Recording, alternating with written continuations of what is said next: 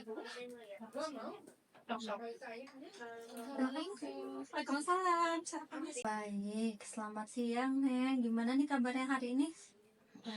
Alhamdulillah Bu, tapi agak kurang baik Bu. Kenapa nih? Kira-kira apa yang membuat Neng merasa kurang baik?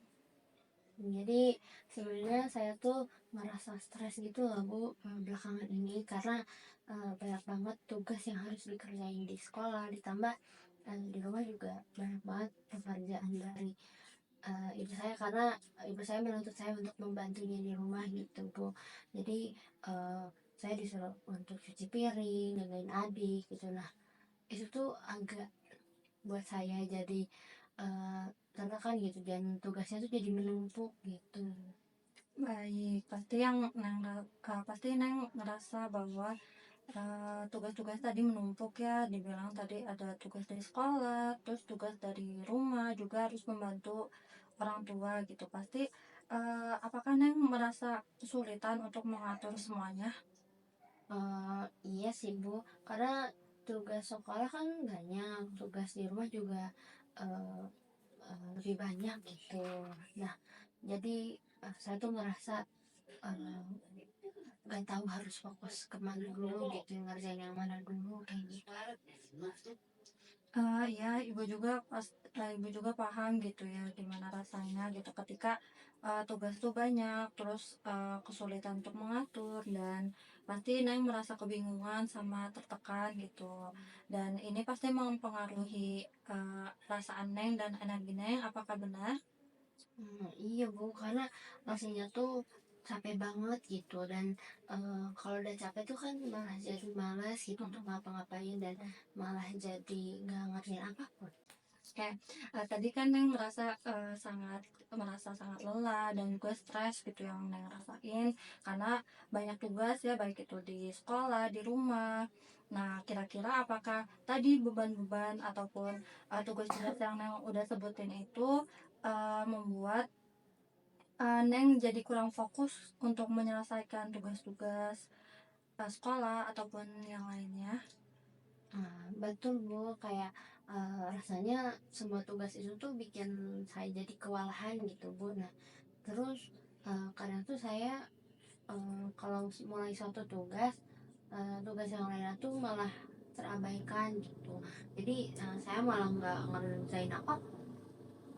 Memang sangat sulit ya Neng gitu ketika ada tugas banyak gitu tapi kita malah bingung harus melakukan yang mana dulu dan kayak ya ini seperti semacam siklus yang berulang gitu karena semakin banyak yang harus dikerjain ternyata semakin banyak juga tekanan yang harus Neng rasain jadinya malah Neng nggak melakukan apa-apa. Apakah benar? Iya Bu, jadi karena banyak yang ngasih saya, ini lo yang atas yang bawah. Oh, iya Bu, jadi kadang saya tuh malah jadi milih rebahan gitu, atau main keluar gitu Bu, karena daripada mikirin tugas-tugas yang itu gitu. Jadi eh, kalau saya itu saya nggak kepikiran gitu, dan kalau saya mencoba melakukan, dan kalau saya mencoba mulai mengerjakan pun saya merasa nggak akan menyelesaikan dengan benar gitu. Ibu mendengar cerita banyak dari Neng gitu ya. Pasti Neng merasa rasanya seperti terjebak dalam sesuatu gitu ya, dimana Neng merasa lelah, cemas, juga gelisah gitu. Karena sebenarnya Neng harus melakukan sesuatu, tapi Neng malah milih untuk main ataupun tidur-tiduran dan melakukan hal yang mungkin lebih mudah. Nah itu tuh wajar banget karena tubuh dan hati Neng tuh inginnya melakukan hal yang lebih mudah ya, dan mencari-cari hal yang lebih nyaman. Tapi ibu juga bisa merasakan gitu kalau seperti itu malah membuatnya makin tertekan gitu. Iya sih Bu, benar, tapi kadang tuh setelah bangun tidur atau pulang main gitu, rasa cemas itu tuh tetap ada gitu, dan rasanya beban yang saya rasain tuh nggak hilang, malah makin numpuk, makin banyak kayak gitu. Itu benar banget ya Neng gitu. Tadi menghindar mungkin menghindar seperti yang Neng bilang sambil main ataupun hiburan tuh bisa memberikan rasa lega ke Neng gitu. Tetapi perasaan tertekan itu nggak hilang gitu Neng. Jadi Neng malah merasa terus cemas karena tugas-tugas yang belum selesai. Nah, apakah Neng merasa seperti itu juga, merasa berat karena tugas-tugas yang belum selesai? Iya Bu, kadang kayak saya malah jadi bingung gitu harus mulai dari mana gitu. Karena kalau saya terus nunda, saya sadar kalau akhirnya tugas itu jadi makin numpuk gitu dan mulainya malah jadi makin sulit. Baik. Ibu merasa bahwa ada sesuatu yang lebih gitu di balik perasaan yang tadi udah Neng keluarkan gitu. Uh, apakah Neng merasa bahwa ketika Neng tidak mengerjakan tugasnya dengan sempurna atau tidak mengerjakan tugasnya dengan baik itu membuat Neng merasa gagal gitu? Apakah benar yang Neng rasakan seperti itu? Benar Bu, jadi eh, saya tuh ngerasa kalau saya tuh nggak bisa ngerjain tugas apapun dengan baik gitu, dan saya pun ngerasa kalau saya ngerjain sesuatu takut ngecewain orang lain gitu, terutama teman-teman di kelompok di sekolah gitu, kelompok kelas di sekolah, atau ngebuat saya itu tuh yang ngebuat saya jadi takut gitu untuk memulai gitu Bu. Sepertinya Neng merasa bahwa segala sesuatunya harus sempurna ya gitu. Sebenarnya sepertinya Neng merasa bahwa segala sesuatunya harus dikerjakan dengan sempurna ya. Itu bisa menjadi beban yang sangat berat gitu. Nah, beban yang sangat berat. Artinya Neng sering merasa bahwa segala sesuatunya harus dilakukan dengan sempurna ya. Baik, kalau seperti itu memang bakal menjadi hal yang berat gitu bagi Neng gitu karena uh, apa ya, kita ketika kita mengerjakan hal yang apa ya, ketika kita merasa bahwa hal yang sempurna itu hanya dihargai oleh orang lain, kita akan merasa bahwa hal-hal yang kita lakukan ataupun hal-hal hal-hal yang kita lakukan itu kurang sempurna, itu menjadi sebuah proses kegagalan bagi kita. Padahal kan itu juga merupakan proses belajar yang panjang buat kita gitu. Apakah Neng pernah merasakan bahwa kegagalan itu bukan akhir dari segalanya gitu, tapi kegagalan itu bisa menjadi proses belajar gitu buat Neng? Iya Bu, tapi kadang-kadang saya tuh ngerasa kalau saya nggak bisa memenuhi ekspektasi orang lain gitu, dan itu tuh bakal ngebuat eh, mereka tuh kecewa gitu, dan saya akan sangat merasa bersalah akan hal itu. Neng, Ibu paham gitu ya, Neng pasti mau memenuhi ekspektasi dari orang tua, teman-teman maupun guru gitu. Tapi yang harus Neng sadari adalah bahwa kita tuh tidak bisa mengontrol tidak bisa mengontrol ekspektasi orang lain. Yang penting Neng udah berusaha dengan sangat baik dan maksimal dalam mengerjakan sesuatu sampai akhir. Betul Bu, jadi saya tuh ngerasa kadang-kadang saya terlalu fokus gitu sama hasil akhirnya, dan lupa bahwa yang penting itu proses ya kan Bu, dan usaha yang saya lakuin. Benar sekali Neng, tadi yang udah Neng jawab gitu ya. Eh, jangan terlalu keras pada diri sendiri gitu. Padahal yang terpenting adalah Neng bisa mengambil hikmah gitu dari setiap langkah yang Neng ambil gitu. Nah, coba Neng pikirkan gitu. Jika Neng ingin memulai sesuatu, coba pikirkan bahwa lebih baik Neng mencobanya daripada Neng tidak mencobanya sama sekali. Nah, saya rasa iya sih Bu. Nah, kalau saya mulai ngerjainnya, walaupun nggak bisa sempurna, pasti saya akan jadi belajar gitu, dan bisa lebih baik gitu di waktu dan kesempatan berikutnya. Baik Neng, tadi kan Neng bilang bahwa Neng lebih sering menghindar gitu kan daripada mengerjakan. Nah kira-kira apakah kebiasaan menghindar Neng ini dimulai karena Neng takut melakukan sesuatu? Iya Bu, saya sering ngerasa kalau saya tuh nggak tahu gitu harus mulai dari mana. Jadi saya milih untuk menghindari tugas-tugas tersebut gitu. Dan ketika saya menghindari tugas-tugas saya tersebut, saya ngerasa lebih aman gitu. Tapi meskipun pada akhirnya ketika saya dihadapkan dengan situasi itu lagi, saya pasti akan merasa. Oke, tadi kan Neng juga udah mau konfirmasi gitu ya bahwa Neng sering menghindari gitu tugas. Nah, dari seperti yang Neng ketahui begitu, kalau menghindari itu emang memberikan rasa aman yang sementara. Tetapi buat kelanjutannya kan tadi seperti yang Neng ucapkan gitu, jadinya cemas juga dan gelisah juga pada akhirnya gitu. Nah, kira-kira apakah dari Neng sendiri merasa bisa mengatasi rasa takut ini atau rasa ingin menghindari ini supaya supaya Neng bisa lebih tenang dalam menyelesaikan tugas-tugas? eh, kayaknya gitu, kayaknya gitu deh Bu. Karena kalau saya bisa mengurangi rasa takut dan mulai dari yang kecil, saya rasa saya bisa mengatasinya. Baik Neng, tadi kita udah mengobrolkan beberapa hal ya terkait seperti Neng yang kewalahan dengan tugas-tugas yang Neng rasakan dan juga Neng yang apa ya, kebiasaan menunda atau menghindari tugas itu selalu ada gitu. Nah, apa yang paling penting gitu menurut Neng yang bisa kita lakukan gitu di sesi kali ini untuk menjadi langkah selanjutnya Neng untuk dalam proses perubahan Neng sendiri? Mungkin saya mencoba jadi lebih teratur sih Bu.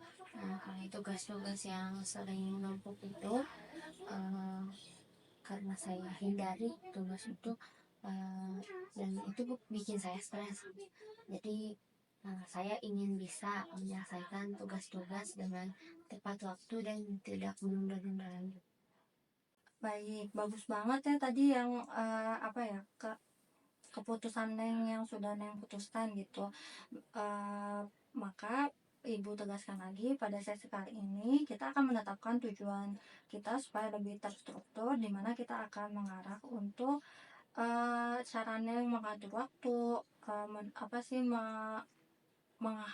bukan menghapus, mengurangi sifat menunda-nunda atau menghindari tugas yang Neng rasakan, dan mungkin nanti bisa ditambahkan juga dengan cara untuk mengurangi rasa cemas yang sering Neng rasakan. Nah, apakah dari tujuan yang Ibu sampaikan, apakah sudah sesuai dengan harapan yang Neng, apakah sudah sesuai dengan yang Neng harapkan? Iya Bu, itu kedengaran baik ya Bu. Saya mau lebih tenang dan gak cemas ketika saya harus ngerjain tugas. Bagus banget Neng. Tadi kan kita udah menetapkan tujuan ya. Mungkin Ibu ingin bertanya nih, kira-kira dari Neng sendiri, apakah Neng punya langkah pertama untuk mengurangi sifat uh, kebiasaan Neng yang suka menunda-nunda atau menghindari tugas? Saya pikir saya harus mungkin membuat jadwal harian Bu. Eh, itu supaya saya jadi tahu gitu kapan waktu untuk belajar, untuk istirahat. Terus kalau ada jadwal gitu, saya rasa mungkin akan bisa jadi lebih disiplin. Itu ide yang sangat bagus ya Neng gitu. Mungkin bisa eh, tadi Neng tadi kan Neng udah menjelaskan bahwa Neng akan melakukan langkah pertama dengan membuat jadwal harian. Nah, dari jadwal harian yang udah Neng buat, mungkin bisa lebih dispesifikkan waktunya. Contohnya seperti 1 jam akan dipakai untuk belajar matematika, terus 30 menit untuk belajar yang lainnya. Bagaimana menurut Neng sendiri masukan dari Ibu? Ya Bu, itu masuk akal sih Bu. Tapi saya sering lupa Bu kalau terlalu banyak yang harus dikerjain gitu. Mungkin kalau ada pengingat di ponsel, eh, rasanya itu bisa membantu. Eee, iya, Ibu setuju sekali ya, apalagi kan kalau sekarang itu kita nggak bisa berhenti dari yang namanya menggenggam ponsel ya, gitu, atau handphone. Nah, mungkin, nanti Neng bisa mencari beberapa aplikasi. Sekarang udah banyak sekali aplikasi-aplikasi yang terkait dengan produktivitas gitu, seperti bisa ada Notion, ataupun ada biasanya aplikasi-aplikasi kayak to-do list ataupun habit tracker. Nah, nanti biasanya di kayak to-do list itu bisa Neng checklist-checklist. Jadi ketika Neng udah menuliskan jadwal hariannya seperti contohnya tadi yang Ibu berikan 1 jam belajar matematika itu nanti bisa Neng checklist. Nah, bagaimana menurut Neng? Bagus sih Bu. Jadi saya bisa nyatet tugas dan ngatur pengingatnya agar eh, gak lupa gitu. Saya saya rasa itu bisa membantu saya lebih terorganisir deh Bu. Baik, di sini Ibu udah menyiapkan eh, 1 lembar HPS gitu, di mana nanti di HPS ini kita akan melakukan sedikit simulasi mengenai pembuatan jadwal harian. Nah, nanti mungkin yang sekarang dilakukan melalui kertas dulu, nanti bisa Neng pindahkan misalnya jadwal yang udah Neng tulis, misalnya 1 jam belajar matematika ataupun berolahraga, nanti bisa Neng pindahkan ke handphone, aplikasi yang ada di handphone ya, aplikasi yang ada di handphone yang tadi udah Ibu sebutkan gitu. Nah, mungkin sekarang boleh sambil Neng coba gitu bikin-bikin.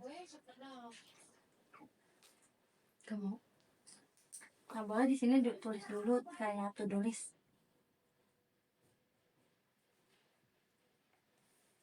To-do list. Nah, kira-kira apa yang Neng mau lakuin? Boleh ditulis sesuai dengan perasaan. Kamu jawab ya.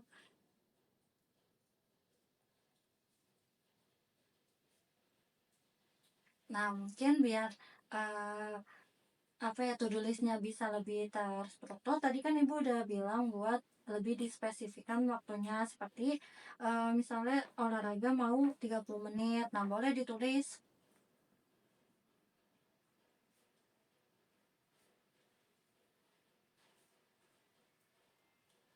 Oke, baik. Wah, keren banget ya udah buat to-do listnya gitu sama Neng. Nah, mungkin nanti ini kan baru simulasi, nanti bisa Neng buat sendiri yang versi punya Neng sendiri yang lebih apa ya, lebih kreatif. Mungkin bisa nanti dihias, terserah Neng. Itu dikembalikan lagi misalnya Neng mau apa sih, mau menggunakan yang versi HPS ataupun nanti Neng mau menggunakan yang versi yang ada di handphone. Nah, kalau nanti yang ada di handphone, nanti Neng bisa jangan lupa untuk download dulu aplikasinya dan diberikan juga pengingat di ponsel gitu, biar jadwal-jadwalnya itu biasanya kan ada alarmnya, bisa terorganisir. ya Bu, saya akan melakukannya. Mungkin nanti saya juga bakal nyiapin sih semuanya di malam hari gitu supaya pagi-pagi besok saya udah siap.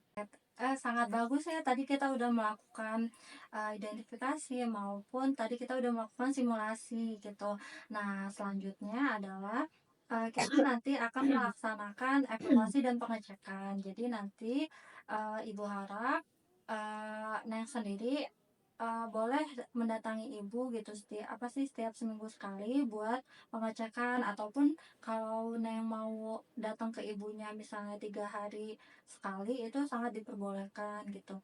Nah, fungsi dari pengecekan atau evaluasi ini sendiri supaya ibu bisa mengevaluasi seperti misalnya ketika ada jam belajar yang mungkin terlalu berlebihan gitu sehingga mengganggu apa ya, efektivitas eh, apa ya, kestabilan atau keseimbangan kegiatan yang lain gitu. Nah, nanti itu bisa kita sama-sama evaluasi. Nah, apakah dari Neng sendiri siap untuk melakukan pengecekan secara berkala, pengecekan dan evaluasi secara berkala bersama Ibu?